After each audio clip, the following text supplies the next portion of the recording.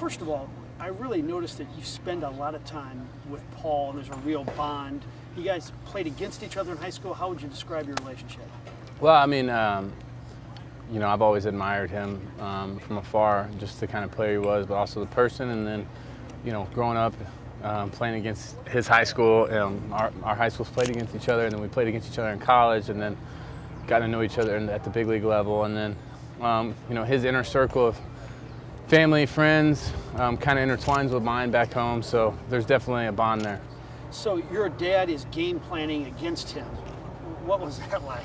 You know, I mean, you know, obviously, you know, he's the kind of player that can definitely have an impact on the game, so you got to be wary of that. And, you know, he's certainly a guy that, you know, we've always looked at competing against. Somebody you got to be, you know, weary of, and then now to have him on your team, that's pretty exciting. So you're a friend first, a teammate second, and when will you become a recruiter? I think that's already started. You know, I mean, I'm going to do my best to continue swaying them in this direction. You know, ultimately, you got to let the guy make his own decision, but I'll certainly be a shoulder he can lean on when that time comes. How do you explain that incredible historical stretch you had last year? Yeah, I think it's just more than anything, just trusting a routine and getting confident. You know, I think the start that I had, you know, not losing any confidence or focus, and knowing that it would eventually turn for me. And you know, I had historic lows followed by historic highs, and that's the nature of this business. Is you just got to ride the waves, and was able to do that. In that groove, George Brett used to say baseball looked as big as a beach ball when he hit 390. What did it look like coming in?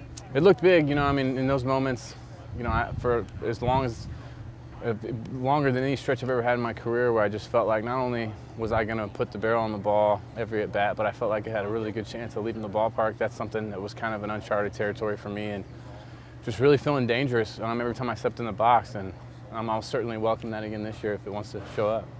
What are the goals left? I mean, you have all-star games, these incredible on-base percentages. You've been on some really good teams. What's left? I mean, without a doubt. I mean, I have a World Series ring from 2011, but you know, I want to be in the dugout. I wasn't a significant part of that.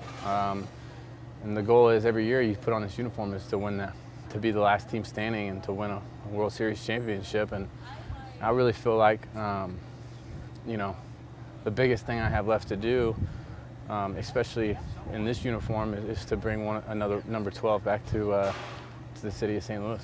Tough to improve on your offensive year, but I got a feeling if you're at one position, finally, that can do nothing but help your offense. Yeah, I mean, I'm very, you know, I've always been very open to the idea of moving around, but I'm actually looking forward to and confident in having a place where I can just go out and focus on, you know, solely at that position and see how it transpires the rest of my game. Finally, you have 1 year left after this season, club option. Would you push the envelope and say, hey, let's get this thing extended, or are you just going to go out and have a hellacious year and see what happens? I mean, I'm a guy who tries to live in the moment as much as possible, and my sole focus is, you know, the most important thing going on is what's next. And the next thing that I'm going to do is, you know, focus on the 2019 season and do my best part to try to help us win a championship. And whatever happens, however the chips fall, I'll be happy with it.